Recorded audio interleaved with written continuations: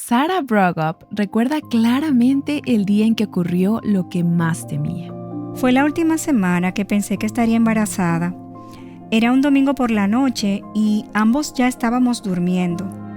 Como a la medianoche me desperté. No me dolía nada, pero sentía que algo no estaba bien en mi cuerpo, en mi corazón. Solo sabía que algo no estaba bien.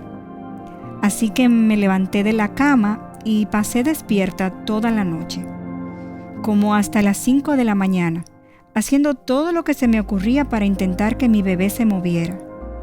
Pero al llegar las 5 de la mañana, no lo había logrado. En ese momento me llené de pánico. Toda la noche estuve orando y clamando al Señor. Entonces desperté a Mark y le dije: he estado despierta toda la noche intentando que el bebé se mueva, pero no he conseguido que lo haga. Algo no está bien. Estás escuchando Aviva Nuestros Corazones, con Nancy DeMoss Wolgemuth en la voz de Patricia de Saladín. Hoy, 19 de julio de 2024.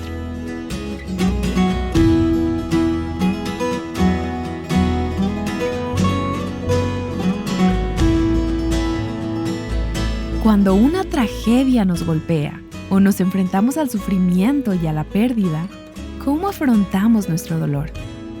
¿Está bien lamentarse? ¿No deberíamos estar alegres todo el tiempo? Estamos a punto de explorar estas preguntas con el pastor Mark Brogup. Él ha estado en Aviva Nuestros Corazones anteriormente con su esposa Sarah, a quien acabamos de escuchar. Mark Brogup es el pastor principal de College Park Church en el área de Indianápolis y es un buen amigo de Aviva Nuestros Corazones. Aquí está Nancy para iniciar la conversación de hoy. Mark, mientras escuchábamos esa grabación que salió al aire hace varios años en Aviva Nuestros Corazones, te escuché suspirar, respirar profundamente. Sé que eso te trae recuerdos difíciles de olvidar. A pesar de que han pasado 15 años desde que esto sucedió, no se olvida, ¿cierto? No se olvida. Alguien comparó una pérdida con una amputación.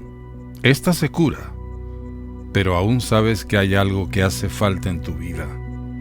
Escuchar la voz de mi esposa y tener el recuerdo de lo que fue ese momento es una avalancha de emociones, tanto de gratitud por la fidelidad de Dios, pero también la realidad de la vida, que es muy dura. Y esa conversación de las 5 de la mañana se convirtió en el inicio de una travesía muy oscura para Sara y para ti. Y hemos hablado de eso anteriormente en Aviva Nuestros Corazones, pero quisiera que nos dieras una visión general de lo que sucedió en las siguientes horas. Después de que mi esposa me dijo que algo estaba mal, inmediatamente caí de rodillas y clamé al Señor. Le dije: Señor, por favor, esto no. Sentía que necesitábamos su ayuda y también sentía un gran temor de lo que íbamos a enfrentar. Finalmente, fuimos al hospital y nos confirmaron que nuestra hija había fallecido dentro del vientre. Ella había muerto. Faltaban solo unos cuantos días para su nacimiento. Mi pobre esposa tuvo que dar a luz una bebé totalmente formada, pero sin vida. Se llamaba Silvia y pesó 9 libras. Eso nos llevó por una larga travesía de dolor que fue inolvidable, increíble, pero también muy revelador.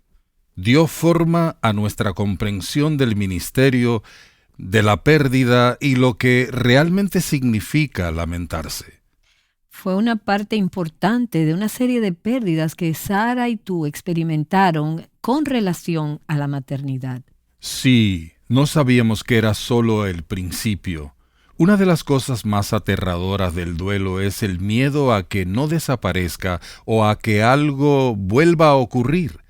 Hubo múltiples abortos involuntarios, un embarazo falso positivo, momentos en los que francamente nos preguntamos: Dios, ¿eres malo? ¿Qué está pasando? Y luego, todas las emociones relacionadas con eso que estábamos tratando de pensar, sabiendo que Dios no es malo, pero cuando estás en medio de un valle oscuro de sufrimiento, solo surgen preguntas realmente desafiantes. Y entonces, ¿qué haces con ellas? Mark, tú y Sara no solo estaban caminando a través de su propio dolor, su propia tristeza de corazón, sino que también eres pastor y estabas pastoreando a personas que estaban sufriendo y realizando funerales. Estabas acompañando a otros en su duelo. Así que estabas lidiando con tu propio dolor y al mismo tiempo debías pastorear a otros a través del suyo. Sí, eso fue una gran ironía y realmente uno de los dolores más profundos, tratar de descubrir cada semana cómo ocuparme de las personas que sufren, dirigir funerales, celebrar el nacimiento de niños y también lidiar con esa persistente sensación de dolor que estaba haciendo estragos en mi alma. El dolor no se domestica ni es lineal. Intentar descubrir cómo abrimos camino en este desierto fue una actividad complicada y francamente confusa para nosotros. Y te he escuchado compartir acerca de una noche en la que tuvieron un tiempo de oración en tu iglesia. Y no estoy segura si lo estoy describiendo exactamente como fue, pero le diste la oportunidad a las personas a venir y compartir su lamento y su oración de lamento. Y vamos a hablar más sobre eso esta semana. Esa noche parecía que había muchas mujeres que estaban lidiando con cunas vacías, con brazos vacíos, con esperanzas o sueños que no se cumplieron, insatisfechos en relación a la maternidad. Y creo que muchas de nuestras oyentes pueden sentirse identificadas. Seguro que sí. Quiero decir, los dolores de la vida son innumerables, pero el dolor relacionado con el deseo de tener hijos o la pérdida de un hijo es un dolor muy particular, que es parte de nuestra historia. Cuando empezamos a hablar de eso, se acercaron personas de todos los ámbitos de la vida en términos de dolor, pero especialmente aquellos que habían pasado por momentos difíciles relacionados con abortos espontáneos e infertilidad o adopciones fallidas. Y en el contexto de una reunión de oración con nuestro personal, les invité a que se acercaran al centro y formaran un círculo y leyeran un lamento que habían escrito al Señor sobre el tipo de dolor por el que estaban pasando. Fue un momento extraordinario de franqueza y pura honestidad. Por ejemplo, una persona dijo: ¿Hasta cuándo, Señor, me olvidarás? ¿Hasta cuándo retendrás la bendición de un hijo? ¿Hasta cuándo lloraremos en tu presencia? ¿Cuántos días, meses o años más pasaremos con nuestros brazos vacíos? ¿Cuánto tiempo más lucharemos por alegrarnos con los que se alegran mientras nosotros estamos sentados, llorando y esperando? Pero yo en tu misericordia he confiado. Mi corazón se regocijará en tu salvación. Cantaré al Señor porque me ha llenado de bienes. Gracias, Padre. Y hay toda una progresión allí. Y hablaremos de esa progresión del lamento, como lo vemos en muchos salmos. Pero a veces pienso que tenemos esta idea del cristianismo y del evangelio, que cuando atravesamos esas crisis no hay lugar para dolerse por esa pena desgarradora, sincera, profunda y a la vez agonizante.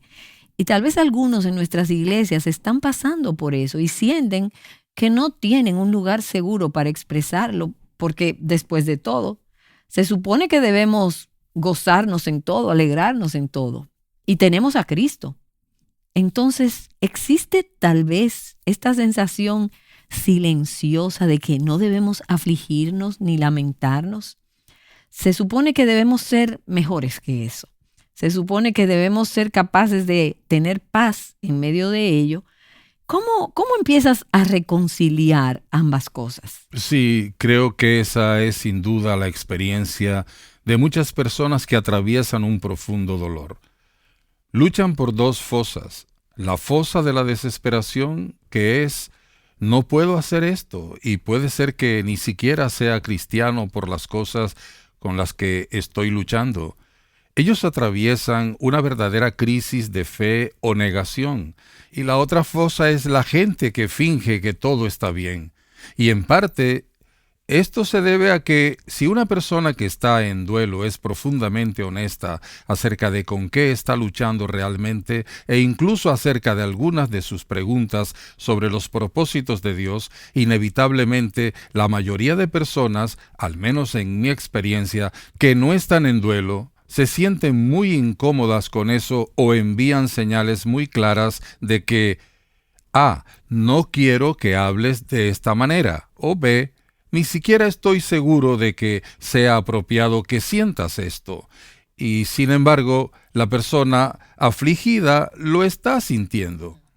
Así que pienso que hay una suposición subyacente dentro de muchas de nuestras iglesias, nuestra música y nuestros escritos, que dice que tenemos que ser felices, tenemos que vivir en victoria. Y por supuesto queremos llegar a ese lugar de triunfo y de regocijo. Pero eso no es el asunto. El asunto es cómo llegar ahí. Pienso que mucha gente no entiende cómo se ve esta travesía bíblicamente. ¿Y te diste cuenta mientras Sara y tú atravesaban ese valle y esa pérdida de que había personas a las que le costaba entender cuán profundo era lo que ustedes sentían? Sí, por supuesto. Y no los culpo. Eso forma parte del duelo interno de un nivel diferente. Cuando las personas se alejan, lo cual es comprensible, pero tú te quedas con una herida de soledad que intentas descubrir cómo superar, o simplemente tienes la sensación de que las personas, en el fondo, no te entienden.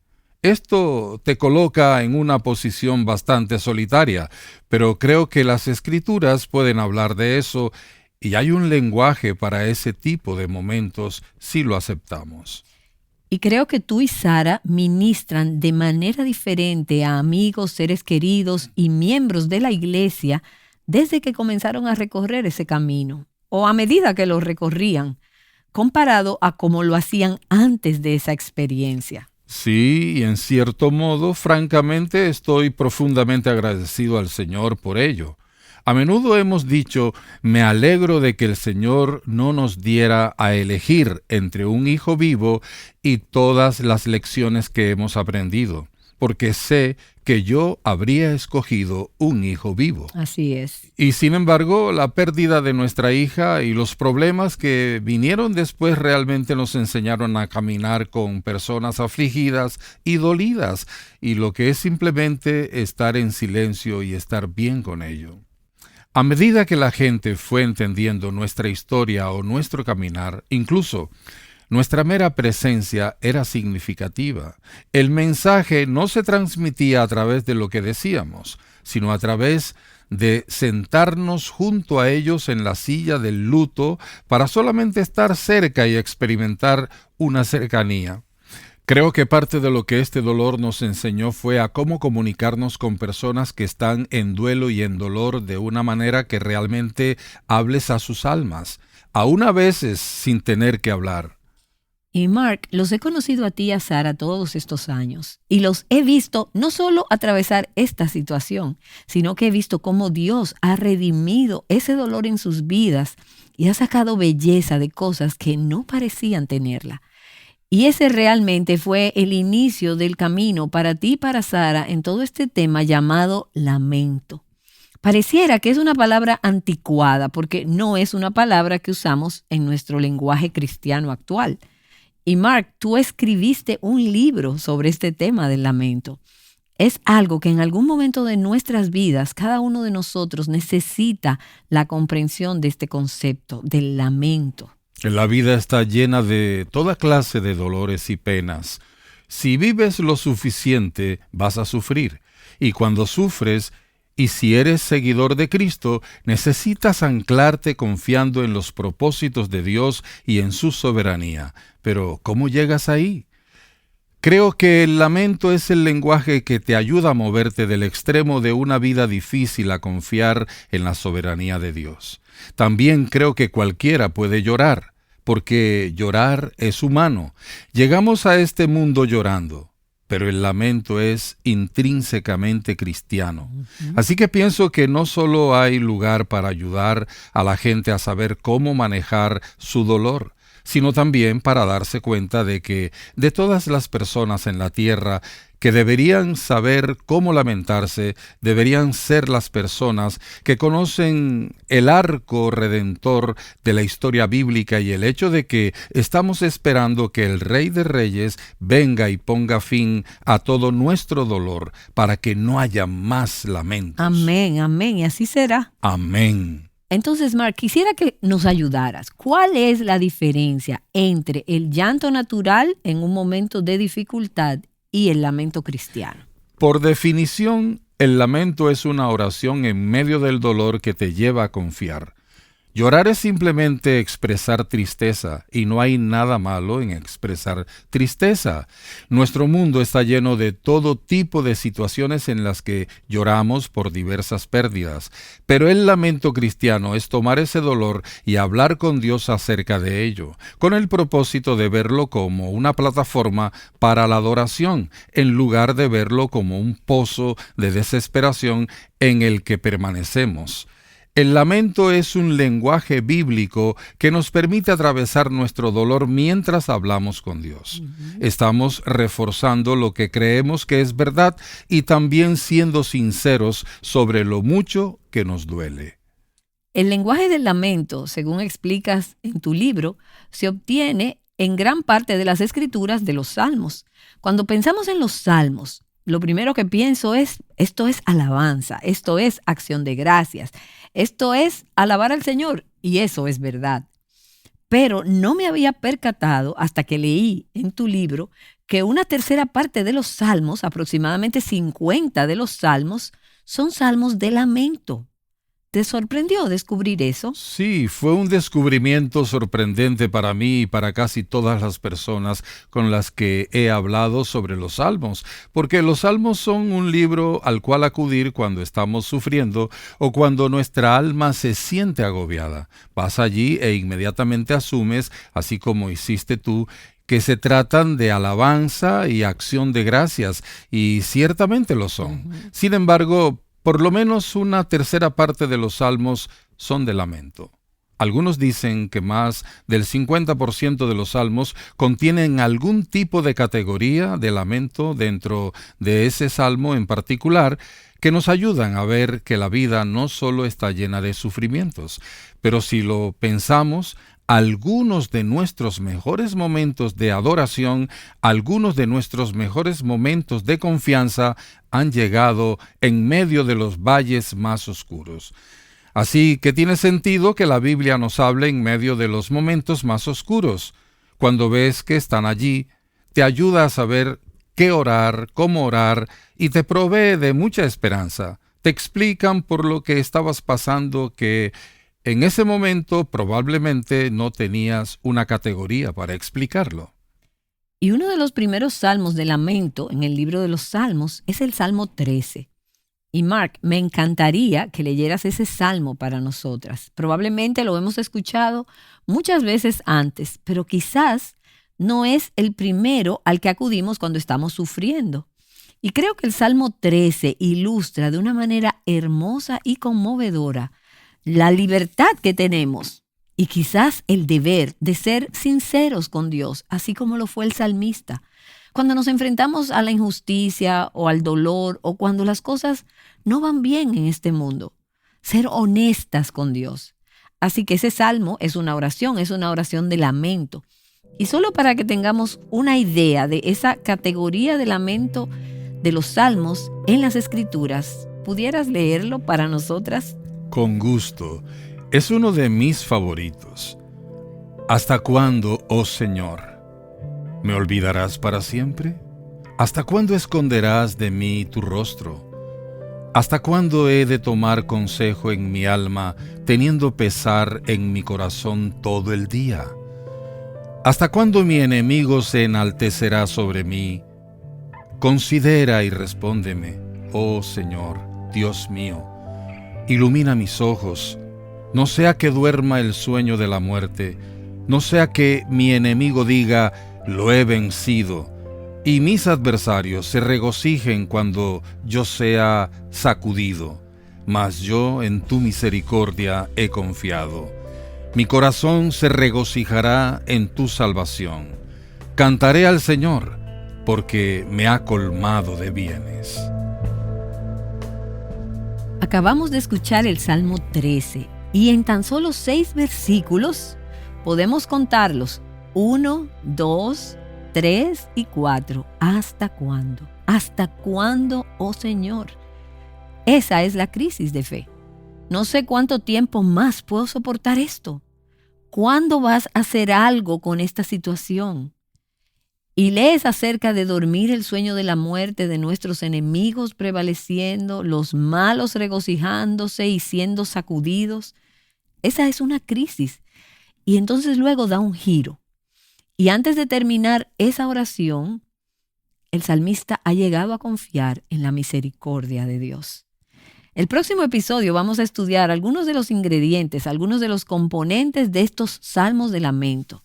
Pero pienso que por el momento debemos señalar que estas cosas que hemos dicho, el clamor sincero al Señor y esta firme esperanza en el Señor, pueden coexistir y pueden estar en el mismo corazón, en la misma oración. Y no solo pueden coexistir, sino que deben coexistir, porque en esa coexistencia proveen una plataforma para algo realmente hermoso sobre el cristianismo, que es, en medio del momento más oscuro, hay verdades equivalentes que existen una al lado de la otra. Y pudiéramos decir, pero es difícil, es muy difícil. Sin embargo, difícil no es malo. Podemos decir, mi vida no es lo que yo esperaba que fuera, pero Dios es increíblemente bueno. Por eso la palabra pero es importante, porque cada lamento gira en torno a una palabra como esa. Todo eso es verdad, pero Dios es bueno. Esto es muy difícil, pero Dios es fiel. ¿Y qué pasa si nos saltamos la parte de esto está muy difícil? ¿Qué pasa si tratamos de forzarnos a nosotras mismas o a otros a saltar a la parte de confío en la misericordia de Dios? Pero no nos tomamos el tiempo para expresar la parte del lamento. ¿Qué nos ocurre? Creo que el nivel de confianza que podríamos experimentar se vuelve muy superficial comparado con lo que puedes experimentar cuando entras en lo profundo de tu dolor y te das cuenta de que cada profundidad de lo que he sentido, Dios es capaz de encontrarme allí. No hay un lugar tan profundo al que el dolor pueda llevarme que Cristo no pueda encontrarme. Pienso que debemos ser lo más honesto posible porque nuestras palabras no sorprenden a Dios. Nuestra honestidad no lo toma por sorpresa. No lo informa de nada, pero sí me recuerda, Dios puede llegar hasta el final conmigo en mi dolor. Esa es una de las cosas que la gente necesita saber. Hay esperanza no solo para hoy, sino también para los siguientes años, porque ¿qué pasa si esto vuelve a suceder? ¿O qué pasa si eso se pone peor? Cuando llegamos a un punto en el que somos capaces de expresar la profundidad de nuestro dolor, descubrimos que incluso entonces Dios aparece y puede satisfacer nuestras necesidades. Podemos confiar en Él. Amén. Y el título de tu libro es Nubes oscuras, misericordias profundas. La gracia de Dios en el lamento. Y el concepto de nubes oscuras, misericordias profundas, proviene de un libro sobre el lamento llamado Lamentaciones, que se encuentra en nuestro Antiguo Testamento. Y puedes ver las dos cosas, las nubes oscuras y la profunda misericordia, como si estuvieran superpuestos en este salmo. Háblanos, Mark, de tu propia experiencia sobre cómo se unen las nubes oscuras y la profunda misericordia. Lo hermoso del libro de Lamentaciones es que es un memorial que pretende recordarnos que incluso cuando sucede lo peor de lo peor, incluso cuando en el caso de Israel Jerusalén es saqueada, el templo está en ruinas, el pueblo ha sido puesto en el exilio, cuando se ciernen esas nubes oscuras, es cuando Jeremías pronuncia las misericordias del Señor jamás terminan. Y en este caso, en Lamentaciones, no se trata solo de un lamento circunstancial o causado, sin relación con los problemas de pecado de la gente. En Lamentaciones hay una conexión directa. El quebrantamiento del mundo, el quebrantamiento de una nación ha creado ahora este momento.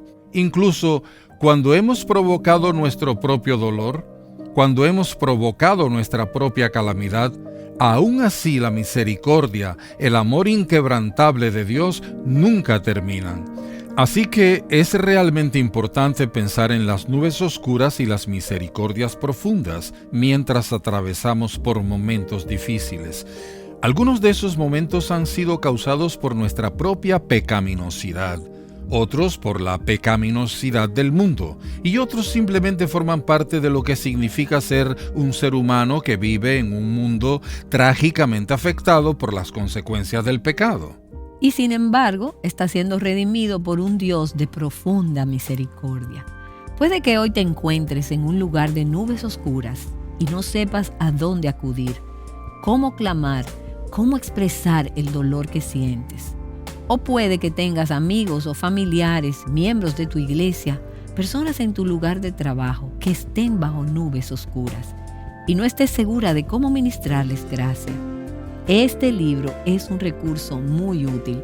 Es un tema del que no hablamos lo suficiente y quiero animarte a que leas el libro de Mark Brogop, Nubes Oscuras, Misericordias Profundas, y a que descubras la gracia del lamento.